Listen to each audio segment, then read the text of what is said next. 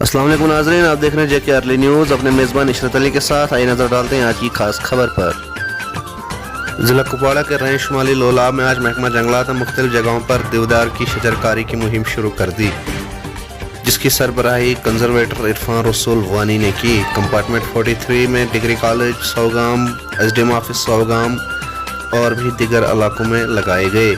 आइए देखते हैं कुपवाड़ा से हमारे नुमाइंदे बट मुजफ्फर की ये रिपोर्ट।